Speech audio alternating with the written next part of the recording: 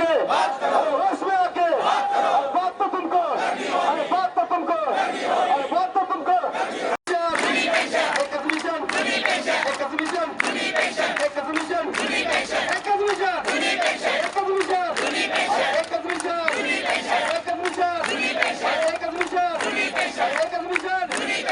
एकच मिशन एकच मिशन आवाज आवाज एकच मिशन एकच मिशन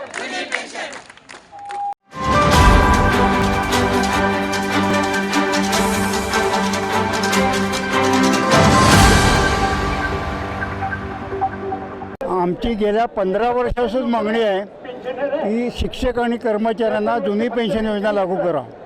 त्यासाठीच आम्ही मार्च 2023मध्ये संप केला होता। 20 मार्चला माननीय मुख्यमंत्र्यांनी आम्हाला आश्वासन दिलं की तुम्हाला जुनी पेन्शन योजना लागू केली जाईल। 8 महिने आले त्यांची ते मागणी आपण आश्वासन लक्षात नाही। आम्ही 2 वेळा सहकुटुंब मोर्चे काढले आणि गव्हर्नमेंटला आम्ही सांगितलं संप झाला तर सर्वसामान्य नागरिकांचं यामध्ये गैरसोय होणार आहे। शिक्षक संपात आले विद्यार्थ्यांचं नुकसान होणार आहे। तर ताबडतोबीने चर्चा करा आणि हे मागणीकडे आमचे ठोस निर्णय आम्हाला पाहिजे। त्यांनी काही दिलं नाही म्हटल्यानंतर आम्ही संप जाहीर केला। काल संध्याकाळी माननीय मुख्यमंत्री आणि दोन्ही उपमुख्यमंत्र्यांच्याबरोबर 2 तास चर्चा झाली।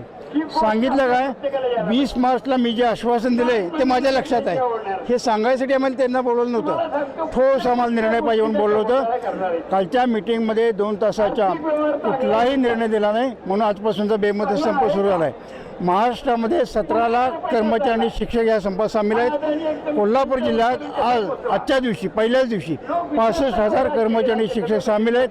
शाळा बंद आहेत, शिक्षक हित आहेत आणि विद्यार्थ्यांचं नुकसान होतं आहे। ह्याला सर्वस्वी जबाबदार शासन आहे। राज्य सरकार निर्णय नाही घेतला तर ह्या संपाची व्याप्ती वाढवणार आहे।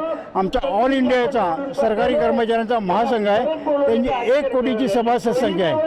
तर ते सुद्धा 1 दिवसाचा संप आमच्या मागण्यासाठी करतील।